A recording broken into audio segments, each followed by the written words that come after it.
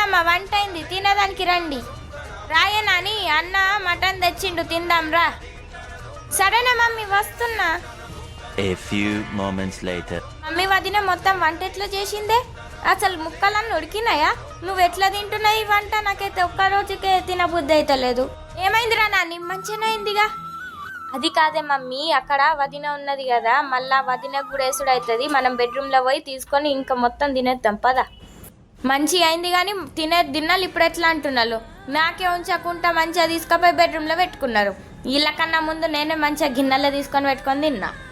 కొడుకు తెచ్చిండు కానీ కొడుకు తిన్నాడా లేదా లేక ఇక మంచిగా తల్లి బిడ్డలు పోయి బెడ్రూమ్లో పెట్టుకొని తింటున్నారు. ఇక కోడలు తిన్నదా లేక ఏం లేక ఇక మా అక్కడ అన్ని నేను బట్టలు తీసుకుపోయి వాషింగ్ మిషన్లో ఇవ్వాలి. అది కాక ఇంకా పనామకి నేనే బాసలు తీసి ఇవ్వాలా.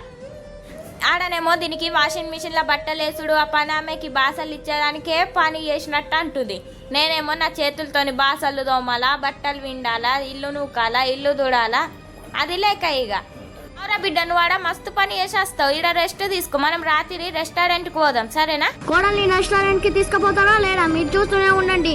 తల్లి గారి ఇంటికి ఆడబిడ్డ వస్తే నుంచి శనివారం వరకు చూస్తూనే ఉండండి మీ డబ్బా టీవీలో.